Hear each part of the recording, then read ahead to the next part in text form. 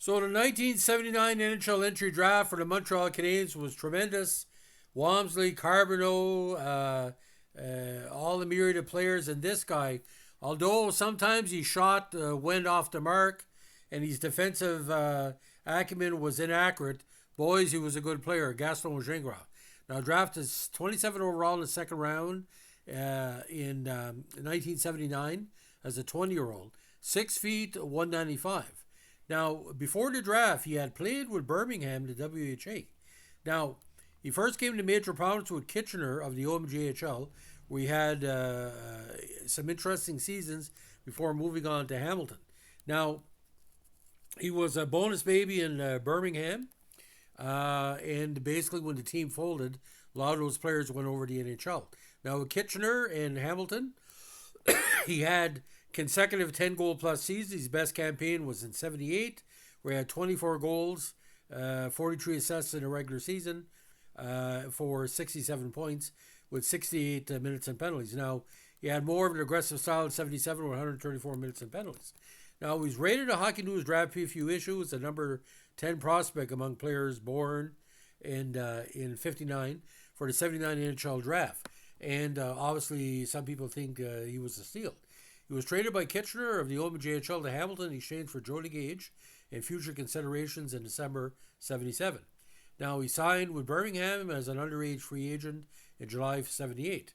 Was one of 6 underage juniors who played for the Bulls in 79, helping the team earn the Baby Bulls nickname. Now, debuted in the NHL on the 20th of October 79 against the Rangers. And obviously, he's one of the last players to wear number 29 for Montreal. Also played with Toronto and St. Louis.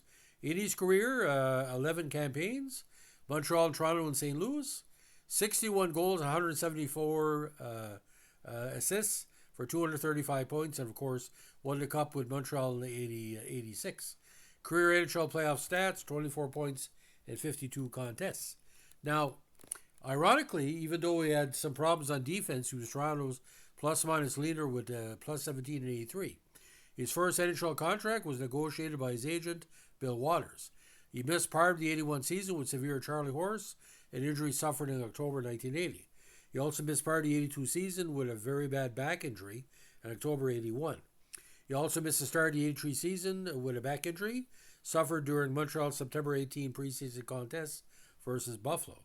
Again, the back was a problem in February 83. He was paired on defense with all people Boreas Solomik for Toronto in 83-84. He also played forward for times during the 83-84 season. The big two, of course, he used to call him Montreal. He was paired up with Larry Robinson in that magical 86 campaign.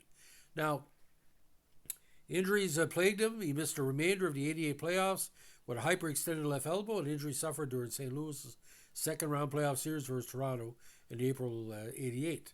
He also missed part of the 89 season, again with back problems, spasms. In November, he also had a bruised tailbone in February 89. When he was released by St. Louis on May 9, 89, he signed with the Swiss team Biel Bienne for the 1990 campaign. Now, post-draft teams, he played with Nova Scotia AHL, St. Catharines Sherbrooke of the AHL, Biel Bienne Lugano in Switzerland, Gardena Grodin in Italy, Frankton of the AHL, and Chesapeake of the ECHL. He won a Calder Cup in Sherbrooke in 85, but for some strange reason found himself back in the AHL in Frankton and made the AHL All-Star game with that squad. Now, his coaching career, he served as Gardena Grodin's player assistant coach during the early 1990s, and eventually became a player assistant coach prior to the 95 season and remained there for 2 campaigns. Now, he did come out a few days before his 40th birthday to play 5 games for Chesapeake of the ECHL during the 99 season. He signed with the team as unrestricted free agent on February 9th, 99.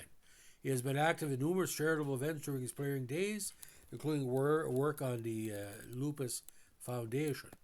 He served as captain of Canada's AHL All-Star team in the 96 AHL All-Star contests. Now, he returned to Montreal after his retirement and was a candidate for assistant coaching job with the Habs during the last part of the 1990s. He was also active in Old Timers Charity Hockey after his retirement. an annual minor hockey tournament, and he did it to Témiscamingue, Quebec, was named the Gaston Gingras tournament in his honor. Now he's also the uncle of minor leaguer Jason Robinson and Canadian Olympic figure skater Jennifer Robinson. Now, full name, of course, is Gaston Reginald Gingras. Now, how did Gingras end up in Toronto and then come back? Montreal traded Gingras to Toronto in exchange for the option of either Toronto's 85 or 86 second round pick. Montreal exercised the option 86 and took Benoit Brunet on December 1782. At the time of the deal, Montreal sent Brunet and Dandu to Toronto for future draft picks, details of which later were made public. Just 2 years later, Montreal got Gingras back from Toronto as a future consideration portions of a November 84 trade for Larry Landon on February 14, 85. Now, Montreal lost Gingras for the second time when the Canadians traded him in the swap of the 89 third round and fourth round picks at St. Louis's option. St. Louis chose the third round pick, which later traded to St. Louis in exchange for Larry Trader and a swap of 89 third round and fourth round picks. Montreal chose Pierre Sevigny in the third round. At the time of the trade, the swap of draft picks was publicly listed as future considerations. So a booming slap shot, and like I said, not say boom boom Geoffrion was he was better than him, but Gaston had a lot of fire in that shot.